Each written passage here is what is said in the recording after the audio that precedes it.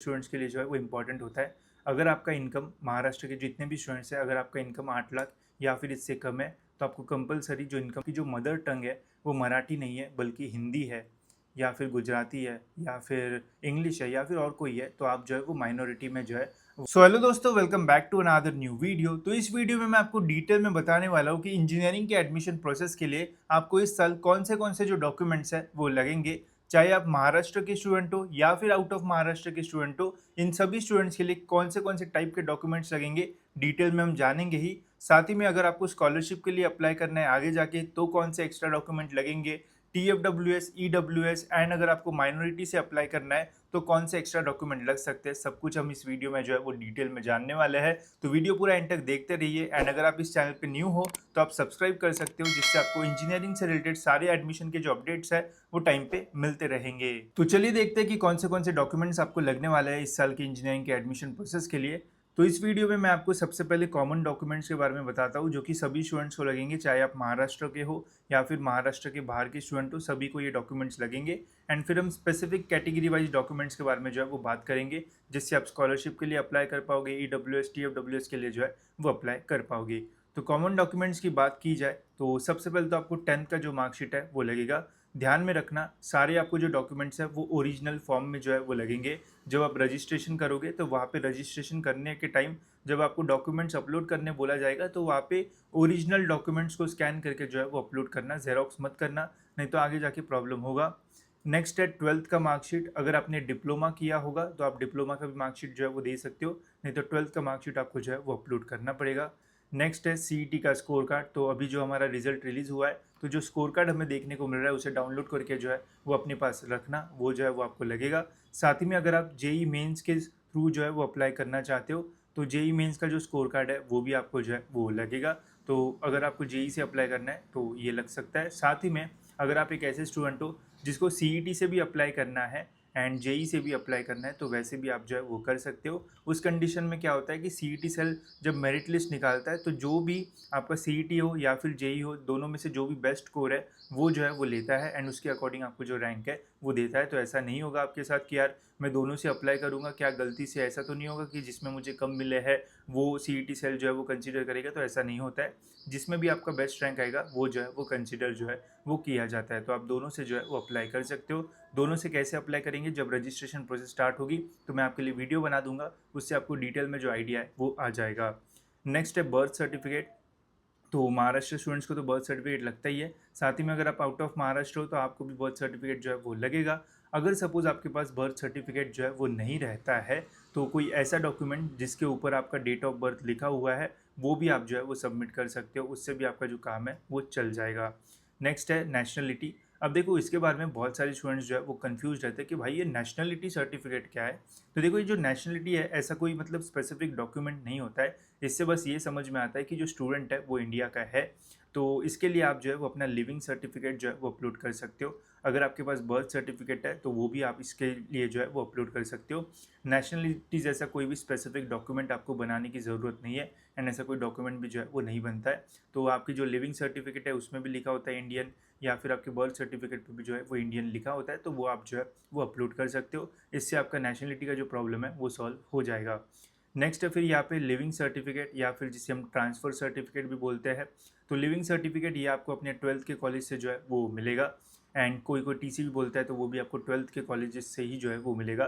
तो अगर आपका 12th ख़त्म हो गया है तो आप अपने कॉलेज में जो है वो लिविंग सर्टिफिकेट के लिए जो है वो अप्लाई कर दो। इससे जो है वो आपको एडमिशन में हेल्प होगी। अगर आप लिविंग सर्टिफिकेट नहीं लाओगे तो बाद में प्रॉब्लम होगा, तो अभी से अप्लाई कर दो। आपका जो 12th का कॉलेज है वो आपको अपना लिविंग सर्टिफिकेट जो है वो दे देगा, ठीक है। लिविंग सर्टिफिकेट के बाद ये डॉक्यूमेंट्स के बारे में बहुत सारे स्टूडेंट्स को डाउट होता है, गैप सर्टिफिकेट। गैप सर्टिफिकेट क्या होता है, सपोज करते हैं कि आपने अपना 10th कंप्लीट किया, 10th कंप्लीट करने के बाद आपको कुछ बीमारी हो गई या फिर आपका पढ़ने का मन नहीं था या फिर आपने ब्रेक लिया एंड फिर उसके बाद आपने 11th एंड 12th में जो एडमिशन है वो लिया, तो आपके एजुकेशन में गैप आ गया, तो इस कंडीशन में आपको गैप सर्टिफिकेट जो है वो लग सकता है। साथ ही में कुछ स्टूडेंट्स ऐसे भी होते हैं जिनका 12th हो जाता है बट 12th के बाद CET देते हैं तो अच्छे नंबर्स नहीं आते तो वो ड्रॉप ले लेते हैं, फिर नेक्स्ट ईयर एडमिशन लेते हैं तो 1 साल का अगर आपकी इसमें गैप आता है तो आपको गैप सर्टिफिकेट जो है वो लगता है। वो गैप जो है वो 1 साल का भी रह सकता है, 2 साल का भी रह सकता है, या फिर 3 या फिर उससे ज़्यादा भी रह सकता है। गैप सर्टिफिकेट कैसे बनाते हैं इसके ऊपर डिटेल वीडियो मैंने बनाया है, लिंक आपको डिस्क्रिप्शन में मिल जाएगी, जाके देख लेना। आपको समझ में आ जाएगा कि कैसे आपको गैप सर्टिफिकेट जो है वो बनाना है, एंड उसका फॉर्मेट भी मैंने उस वीडियो में जो है वो शेयर किया हुआ है। नेक्स्ट है फिर आधार कार्ड या फिर पैन कार्ड। एक तो आधार कार्ड आपको लगेगा या फिर पैन कार्ड आपको जो है वो लगेगा। मेनली आधार कार्ड को ही जो है वो कंसिडर जो है वो किया जाता है। एंड फिर है एड्रेस प्रूफ। एड्रेस प्रूफ के लिए आप अपने घर का जो इलेक्ट्रिसिटी बिल है वो जो है वो अपलोड कर सकते हो, या फिर आपके आधार कार्ड के बैक साइड पे भी जो एड्रेस लिखा होता है वो भी आप जो है वो सबमिट कर सकते हो। डिपेंड करेगा आपके कि आपके ऊपर कौन सा, अगर आप रेंटेड होम में रहते हो तो फिर आधार कार्ड देना बेटर है, अगर आपका खुद का घर है तो इलेक्ट्रिसिटी बिल भी जो है वो कंसिडर जो है वो किया जाता है। ठीक है। देन है पासपोर्ट साइज़ फ़ोटोज़। तो ये तो सभी स्टूडेंट्स को लगेगा। फ़ोटो जो भी सबमिट करोगे तो अच्छी वाली फ़ोटोज़ जो है वो सबमिट करना, बिकॉज़ यही फ़ोटो हो सकता है कि आपके आईडी कार्ड पे भी आगे जाके जो है वो आ जाए। तो पासपोर्ट साइज़ फ़ोटोज़ अच्छी नई वाली एकदम खींच लेना, तो बढ़िया दिखोगे उसमें। तो ये है गाइस वो सारे कॉमन डॉक्यूमेंट जो कि सभी स्टूडेंट्स को लगेंगे, चाहे आप आउट ऑफ महाराष्ट्र स्टूडेंट हो या फिर अगर आप महाराष्ट्र के स्टूडेंट हो, सभी स्टूडेंट्स को ये वाले जो डॉक्यूमेंट्स है वो लगेंगे। इसमें बस ये जो गैप सर्टिफिकेट है ये ऑप्शनल है। अगर आपके एजुकेशन में गैप है तो ही आपको ये जो डॉक्यूमेंट है वो लगेगा। अगर आपका कंटिन्यूस एजुकेशन शुरू है तो आपको कोई भी गैप सर्टिफिकेट की जो ज़रूरत है वो नहीं पड़ेगी। अब इसके बाद हम बात करेंगे स्टूडेंट स्पेसिफिक डॉक्यूमेंट्स के बारे में, जिससे आपको आगे जाके स्कॉलरशिप मिलेगी। साथ ही में आपको कट ऑफ में कम जो है वो भी मिल सकता है अगर आप ईडब्ल्यूएस से वगैरह जो है वो अप्लाई करते हो तो। अब वो कौन से डॉक्यूमेंट्स है चलिए देखते हैं। बट वो डॉक्यूमेंट्स देखने से पहले गाइज अभी बेस्ट टाइम है जिसमें आप अपना कॉलेजेस को जो है वो शॉर्ट लिस्ट कर सकते हो। अभी आपको ये पता चल चुका है कि आपको कितना परसेंटाइल जो है वो मिला हुआ है, तो उसके अकॉर्डिंग गाइज अपने कॉलेजेस जो है वो शॉर्ट लिस्ट करना शुरू कर लो। आप सीईटी की जो कट ऑफ लिस्ट है वो भी देख के कर सकते हो, बट इसमें प्रॉब्लम ये है कि 300 से भी ज़्यादा कॉलेजेस है, साथ ही में 1500 से भी ज़्यादा बड़ा ये पेज का डॉक्यूमेंट है, जिसमें कौन सा कॉलेज कहाँ पे वो ढूंढना भी जो है वो बहुत मुश्किल हो जाता है। तो इसी प्रॉब्लम को सॉल्व करने के लिए गाइस हमने आपके लिए जो इंजीनियरिंग कॉलेजेस की लिस्ट है वो बनाई है। इन लिस्ट का यूज़ करके आपको काफ़ी फ़ायदा होगा एंड ईजिली आप कॉलेजेस को जो है वो शॉर्ट लिस्ट कर पाओगे।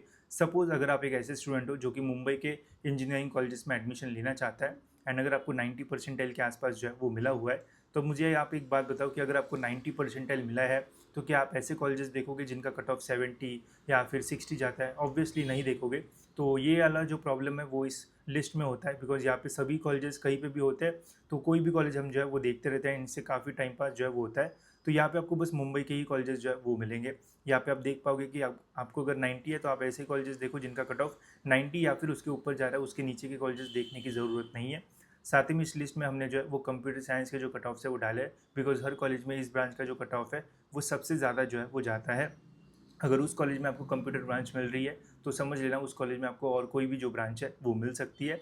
तो यहाँ से सिंपली अगर आपको 90 मिला है तो आप 95 से 90 तक अपने जो कॉलेजेस है वो शॉर्टलिस्ट कर लो। शॉर्टलिस्ट करने के बाद अगर आपको उन कॉलेजेस का डिटेल में कट ऑफ देखना है, जैसे यहाँ पे ओपन का कट ऑफ डाला है, अगर आपको उन कॉलेजेस का डिटेल में कट ऑफ देखना है तो यहाँ पे बस कॉलेज का नाम कॉपी कर लो Ctrl+C से, एंड यहाँ पे आके Ctrl+F एंड Ctrl+V दबा दो।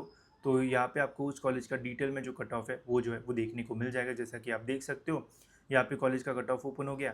यहाँ पे हमने जो है वो इंजीनियरिंग का सीएस का कट ऑफ डाला था। बाकी अगर आपको कोई भी ब्रांच का कट ऑफ देखना है तो यहाँ पे आप इजीली देख सकते हो, एंड देख सकते हो सबसे ज़्यादा कट ऑफ सीएस का ही रहता है, एंड उसके बाद आईटी वगैरह रहता है। तो इजीली आप यहाँ से कॉलेजेस जो है वो फाइंड कर पाओगे। ये तो मैंने बस आपको मुंबई का एग्जाम्पल दिया।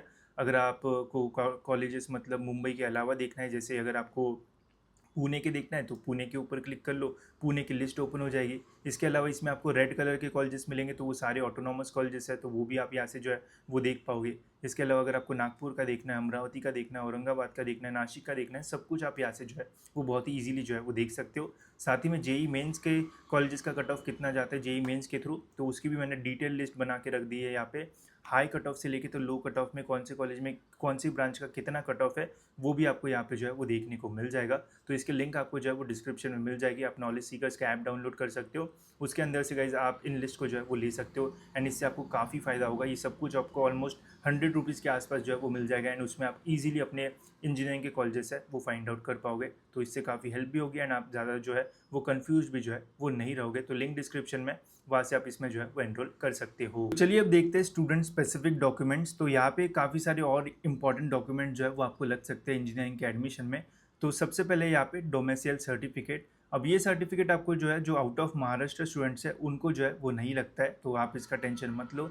बट अगर आप महाराष्ट्र के स्टूडेंट हो एंड अगर आपको बेनिफिट्स चाहिए तो आपको डोमिसाइल सर्टिफिकेट जो है वो लगता है। अब ये सर्टिफिकेट भी जो है ऑप्शनल हो सकता है अगर आप महाराष्ट्र के स्टूडेंट हो, अगर आपने 10th एंड 12th महाराष्ट्र से जो है वो किया हुआ है, साथ ही में आपका बर्थ सर्टिफिकेट भी महाराष्ट्र का है, तो इस कंडीशन में अगर आपके पास डोमिसाइल नहीं भी रही तो भी जो है वो चल जाता है। बट सपोज अगर आपके पास बर्थ सर्टिफिकेट नहीं है या फिर 10th एंड 12th आपने नहीं किया, तो उस कंडीशन में आपको जो डोमिसाइल है वो लगता है। तो मैं आपको यही बोलूँगा कि अगर आपके पास डोमिसाइल नहीं है तो अप्लाई कर दो, बन जाता है, अभी नहीं तो बाद में आपको जो है वो काम में आएगा ही आएगा। बट ये बस महाराष्ट्र के स्टूडेंट्स को ही जो है वो लगता है, अगर आप महाराष्ट्र के बाहर से हो तो आपको डोमिसाइल जो है वो नहीं लगेगा। नेक्स्ट है इनकम सर्टिफिकेट। अब इनकम सर्टिफिकेट भी बहुत इंपॉर्टेंट है, ये आउट ऑफ महाराष्ट्र स्टूडेंट्स को भी मतलब ऑप्शनल रहता है, बट महाराष्ट्र स्टूडेंट्स के लिए जो है वो इंपॉर्टेंट होता है। अगर आपका इनकम महाराष्ट्र के जितने भी स्टूडेंट्स हैं, अगर आपका इनकम 8 लाख या फिर इससे कम है तो आपको कंपलसरी जो इनकम सर्टिफिकेट है वो लगेगा। अगर आपका इनकम 8 लाख या फिर उससे ज़्यादा है तो फिर आपको जो इनकम सर्टिफिकेट है वो नहीं लगता है, ठीक है। तो अगर आप इस रेंज में हो तो आपको इनकम सर्टिफिकेट इस साल का लेटेस्ट जो है वो देना पड़ेगा, ठीक है। बिकॉज जिनका इनकम 8 लाख से कम होता है उनको स्कॉलरशिप के बेनिफिट्स आगे जाके मिलता है, तो इसलिए आपको जो नया इनकम सर्टिफिकेट है वो जो है वो सबमिट करना पड़ेगा। नेक्स्ट है फिर कास्ट सर्टिफिकेट। अगर आप कैटेगरी स्टूडेंट हो तो आपको कास्ट का जो सर्टिफिकेट है वो लगेगा।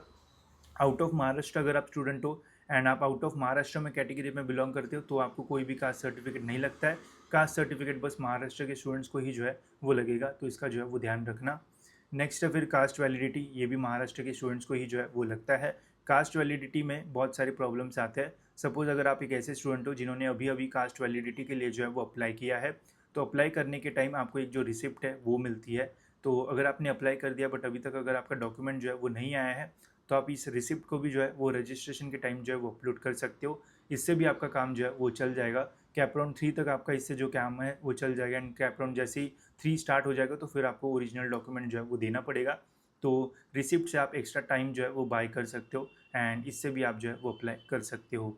नेक्स्ट है नॉन क्रिमिलियर। अब ये SC एंड ST कैटेगरी को जो है वो नहीं लगता है, आउट ऑफ महाराष्ट्र को भी नहीं लगता है। महाराष्ट्र के students other than SC and ST उन सभी स्टूडेंट्स को नॉन क्रीमिलियर जो है वो लगता है। एंड ध्यान रखना इसकी जो वैलिडिटी है वो आपकी 31 मार्च 2026 तक जो है वो रहना चाहिए वैलिड, ठीक है। तभी आपकी नॉन क्रीमिलियर को जो है वो कंसिडर जो है वो किया जाएगा, तो इसका जो है वो ध्यान रखना। ये OBC एंड SC BC बाकी सभी कैटेगरीज को जो है वो लगता है, एंड ये डॉक्यूमेंट भी बहुत इंपॉर्टेंट है। इसके लिए भी वही है, अगर आपने अप्लाई किया है अभी तक आपका डॉक्यूमेंट नहीं आया है बट अगर आपके पास रिसिप्ट है तो रिसिप्ट के बेसिस पे भी आप जो है वो अप्लाई कर सकते हो। नेक्स्ट है EWS सर्टिफिकेट। तो ये भी बस महाराष्ट्र के स्टूडेंट्स को ही जो है वो लगता है। EWS बस जो ओपन कैटेगरी के स्टूडेंट है, अगर आपको EWS से अप्लाई करना है तो आप जो है वो अप्लाई कर सकते हो। जो कैटेगरी स्टूडेंट्स है उन्हें EWS सर्टिफिकेट की कोई भी जो ज़रूरत है वो नहीं होती है, तो इसका ध्यान रखना। अगर आप ओपन से हो एंड आपके इनकम 8 लाख या फिर उससे कम है तो ही आपको EWS सर्टिफिकेट आपको जो है वो भी ऑप्शनल है। अगर आपको EWS से अप्लाई करना है तो ही EWS का सर्टिफिकेट बनाओ या फिर सबमिट करो। अगर आप ओपन से हो बट आपको EWS से नहीं अप्लाई करना है तो नहीं भी करोगे तो भी कोई प्रॉब्लम नहीं है। बस इसका एलिजिबिलिटी ये है कि ओपन से आप होना चाहिए एंड आपका इनकम 8 लाख या फिर उससे कम रहना चाहिए, तभी आप EWS से जो है वो अप्लाई कर सकते हो। अगर आपको करना है तो कर सकते हो, नहीं करना है तो भी ऐसा कोई प्रॉब्लम जो है वो नहीं होता है। देन है माइनॉरिटी डॉक्यूमेंट। अब माइनॉरिटी के बारे में बहुत सारे स्टूडेंट्स जो है वो मतलब कंफ्यूज होते हैं। अब बहुत सारे आउट ऑफ महाराष्ट्र स्टूडेंट्स की जो मदर टंग है वो हिंदी होती है या गुजराती होती है, तो क्या उनको माइनॉरिटी के जो बेनिफिट्स है वो मिलते हैं? तो देखो, आउट ऑफ महाराष्ट्र स्टूडेंट्स को माइनॉरिटी के जो बेनिफिट्स है वो नहीं मिलते हैं। जो महाराष्ट्र के स्टूडेंट्स हैं उनको ही जो है वो माइनॉरिटी के जो बेनिफिट्स है वो मिलते हैं। अभी माइनॉरिटी होता क्या है वो भी मैं आपको शॉर्ट में बता देता हूँ। देखो, जैसे अपना ये पूरा महाराष्ट्र स्टेट है, अब महाराष्ट्र स्टेट में जो मेजॉरिटी ऑफ रिलीजन है वो है अपना हिंदू, ठीक है। साथ ही में मेजॉरिटी जो मैक्सिमम लोगों की मदर टंग है वो है मराठी। तो इतना तो आपको समझ में आ गया होगा। दो टाइप की माइनॉरिटी रहती है, एक होती है लिंग्विस्टिक माइनॉरिटी एंड एक होती है हमारी रिलीजियस माइनॉरिटी। लिंग्विस्टिक माइनॉरिटी मतलब लैंग्वेज की माइनॉरिटी, रिलीजियस माइनॉरिटी मतलब रिलीजन की माइनॉरिटी। अब सपोज आप देखो, महाराष्ट्र में जो मैक्सिमम लोगों का रिलीजन है वो है हिंदू, बट अगर आप महाराष्ट्र के ही स्टूडेंट हो बट आपका रिलीजन हिंदू के अलावा और कुछ है, जैसे मुस्लिम हो गया, क्रिश्चियन हो गया या फिर और भी कोई हो गया, बट आप महाराष्ट्र के हो एंड मेजॉरिटी यहाँ पे हिंदू रिलीजन है बट आपका हिंदू के अलावा मुस्लिम, क्रिश्चियन या फिर और कोई रिलीजन है, तो फिर आप माइनॉरिटी के अंदर जो है वो कंसिडर किए जाओगे एंड फिर आपको माइनॉरिटी के जो बेनिफिट्स है वो मिल सकते हैं। तो ये तो हो गया रिलीजियस का। वही अगर लिंग्विस्टिक का बात किया जाए तो देखो महाराष्ट्र में मेजॉरिटी ऑफ जो लैंग्वेज है वो बोली जाती है मराठी। बट आप महाराष्ट्र के स्टूडेंट हो एंड आपकी जो मदर टंग है वो मराठी नहीं है बल्कि हिंदी है या फिर गुजराती है या फिर इंग्लिश है या फिर और कोई है, तो आप जो है वो माइनॉरिटी में जो है वो एलिजिबल रहोगे। तो फिर आप माइनॉरिटी से जो है वो हिंदी माइनॉरिटी के कॉलेजेस के लिए जो है वो अप्लाई कर पाओगे। तो इससे क्या होगा, अगर आप माइनॉरिटी से अप्लाई करोगे तो आपको कॉलेजेस के कट ऑफ्स में जो है वो बहुत बेनिफिट मिलता है एंड आपकी जो फीस है वो भी काफ़ी रिड्यूस जो है वो वहाँ पे जो है वो हो जाती है। ठीक है, तो दो टाइप की माइनॉरिटी रहेगी, लिंग्विस्टिक एंड रिलीजियस। अगर आपका रिलीजन हिंदू है एंड आपका मदर टंग मराठी है तो आप एलिजिबल नहीं हो। बट उसके अलावा कुछ और है एंड आप महाराष्ट्र के स्टूडेंट हो तो फिर आप माइनॉरिटी के लिए जो है वो अप्लाई कर सकते हो।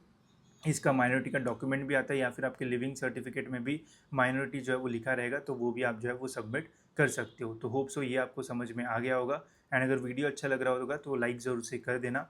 नेक्स्ट है PWD सर्टिफिकेट। तो अगर आपको पर्सन विद डिसेबिलिटी हो, कुछ भी डिसेबिलिटी है आपको, तो आप PW सर्टिफिकेट जो है वो अपलोड कर सकते हो। इससे आपको बेनिफिट्स मिलेंगे एंड इनका स्पेसिफिक रिजर्वेशन जो है वो भी होता है। साथ ही में इंजीनियरिंग में डिफेंस कोटा भी होता है, तो अगर कोई डिफेंस से बिलोंग करता है किसी के पेरेंट्स, तो डिफेंस कोटा से भी आप जो है वो अप्लाई कर सकते हो। ठीक है, तो मेजॉरिटी में तो स्टूडेंट्स को ये सब नहीं लगता है, बट अगर आप एक्सेप्शनल हो, आपके पास कुछ एक्स्ट्रा डॉक्यूमेंट्स है या फिर डिसेबिलिटी है या फिर डिफेंस से कोई बिलोंग करता है, तो फिर आपको ये जो है वो लगेगा। बाकी नॉर्मल स्टूडेंट्स को, मतलब जिनको नॉर्मली अप्लाई करना है उनको नहीं लगेगा। इसके अलावा गैप सर्टिफिकेट के तो बारे में तो मैंने तो आपको बता दिया।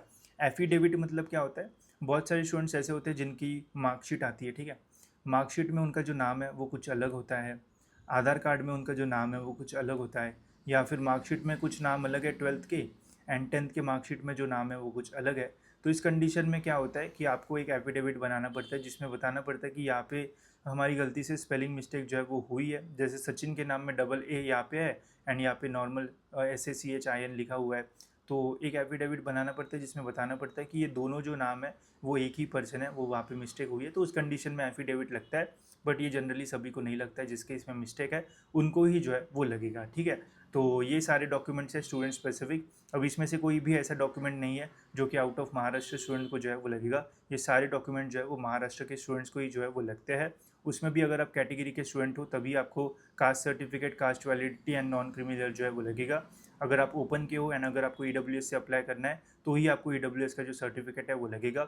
अगर आपका इनकम 8 लाख से कम है तभी जाके आपको इनकम सर्टिफिकेट जो है वो लगेगा। बाकी मैंने आपको डिटेल में सारी जो चीज़ है वो बता दी है। इसके अलावा और कुछ डाउट होगा तो आप मुझे कमेंट सेक्शन में जो है वो ज़रूर पूछ सकते हो। साथ ही में आने वाली वीडियोज़ में और किस टॉपिक के ऊपर आपको डिटेल में इन्फॉर्मेशन चाहिए तो मुझे बता देना। मैं EWS TFWS के बारे में भी आपको डिटेल में जो है वो बता दूंगा। TFWS का सिंपल एंड शॉर्ट में बता देता हूँ। महाराष्ट्र के स्टूडेंट्स ही अप्लाई कर सकते हैं। TFWS में अगर आपको अप्लाई करना है तो आपका इनकम 8 लाख या फिर उससे कम रहना चाहिए। मतलब अगर आपको TFWS से अप्लाई करना है तो आपके पास इनकम सर्टिफिकेट 8 लाख या फिर उससे कम जो है वो रहना चाहिए। अगर डिटेल वीडियोस चाहिए तो कमेंट्स में मुझे बता देना, मैं आपके अच्छे से गाइड भी कर दूंगा एंड आपके सारी जो डाउट्स है वो भी आपके जो है वो क्लियर हो जाएंगे। ठीक है, तो होप सो गाइस ये वीडियो आपको जो है वो अच्छा लगा होगा। इसके अलावा कॉलेजेस को शॉर्टलिस्ट करने के लिए आप हमारी कॉलेजेस की लिस्ट का भी जो यूज़ है वो कर सकते हो। इससे भी आपको काफ़ी फ़ायदा होगा एंड इजीली आप कॉलेजेस जो है वो शॉर्टलिस्ट कर सकते हो। तो फिलहाल इस वीडियो में इतना ही, मिलते हैं दोस्तों ऐसे ही और एक इन्फॉर्मेटिव वीडियो में।